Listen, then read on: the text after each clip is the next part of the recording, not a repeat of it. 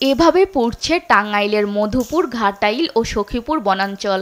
দুর্বৃত্তের দেয়া আগুনে দিনে দুপুরে বনাঞ্চলের গাছপালা পুড়লেও নেভানোর উদ্যোগ নেই কর্তৃপক্ষের। মির্জাপুর বাসতল রেঞ্জের মুসারচালা কটামরা বনাঞ্চলের একই চিত্র বলে দিচ্ছে বন পোড়ানোর কারণ। সখীপুরে প্রায় ২২০০ একর জমিতে শাল গজারির সংরক্ষিত বন। এর মধ্যে ১৭৮০ একর বনভূমিতে টেকসই বন ও জীবিকা প্রকল্পের আওতায় প্রায় ১০,৮০,০০০ ফলদ এবং ঔষধি গাছের চারা রোপণ করা হয়েছে। তবে আগুনে প্রকল্পের গাছসহ পুড়ে ছাই হচ্ছে ছোট ছোট শাল গজারির চারা।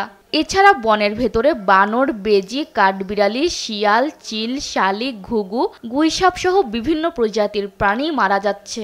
পাশাপাশি হারিয়ে যাচ্ছে তাদের নিরাপদ বাসস্থান। বন বিভাগের লোকজনকে ম্যানেজ করে বনাঞ্চলের ভেতরে বসতি গড়ে উঠছে। তাদের যোগসাজশে বনে দেওয়া হচ্ছে আগুন। অভিযোগ স্থানীয়দের। হচ্ছে আপনার বিট কর্মকর্তা, সরকারি কর্মকর্তা যারা, ওনারাই দিচ্ছে, এটা আম পাবলিক দিতে পারবে না। বন বিভাগ যদি সোচ্চার থাকতো তাহলে এই বন জঙ্গলে কেউ আগুন দিতে পারতো না। টাকা পয়সা লেনদেন না হইলে আমি করলাম না, আমার নামে মামলা হইলো, যে করলো তার নামে মামলা হইলো না, তাহলে কি বুঝাই? আমরা চাই যে আগুনটা দেওয়া বন্ধ হোক। এটা যে যারাই দেখ, এটা অবশ্যই পরিবেশের জন্য ক্ষতি, আমাদের প্রাকৃতিক টাঙ্গাইলের যে শালবন, সেই শালবনের জন্য ক্ষতি। তবে আগুন লাগা ও বসতি গড়ে ওঠার বিষয়ে ক্যামেরার সামনে কথা বলতে রাজি হননি নলুয়া বিট কর্মকর্তা তানভীর হাসান ও মির্জাপুরের বাসতল রেঞ্জ কর্মকর্তা শাহিনুর রহমান বিপ্লব। টার্গেটিং আসলে বিটে বসে বক্তব্য দেওয়াটা হচ্ছে আমার জন্য, আমি তবে বললাম যে আমি যেহেতু ট্রেনিং এ আছি, সো আমার জন্য হচ্ছে সেনসিটিভ আর কি।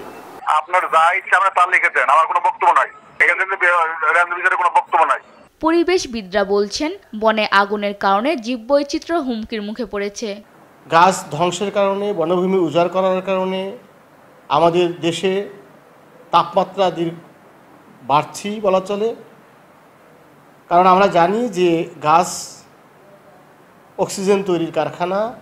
গাছ, আমরা বিভিন্ন প্রাণী যে কার্বন ডাইঅক্সাইড উৎগ্রহণ করি সেগুলোকে তাদের খাবার তৈরির কাজে ব্যবহার করে এবং অক্সিজেন উৎপাদন করে। তবে বন কর্মকর্তা বললেন, বন বিভাগের কেউ জড়িত থাকলে ব্যবস্থা নেওয়া হবে। এখানে যদি এই ধরনের কোনো ঘটনা থাকে, স্পেসিফিক আমাদের ফরেস্টাররা বা বনকর্মী কেউ জড়িত থাকে, তাহলে আমরা তাদের বিরুদ্ধেও ব্যবস্থা নিই। আর এই পর্যন্ত এখন যেই আমাদের কাছে তথ্য এসেছে সেগুলি মানে এই স্থানীয়ভাবে যেই আগুনগুলি ধরানো হচ্ছে এগুলির সাথে আমরা এখন পর্যন্ত আমাদের বনকর্মীদের কোনো যোগসাজশ আমরা দেখিনি। টাঙ্গাইলে ৫৮,৭৭৪ একর বনভূমি বেদখল হওয়ার পর বিগত ৭ বছরে উদ্ধার করা হয়েছে ২১,০০০ একর বনভূমি।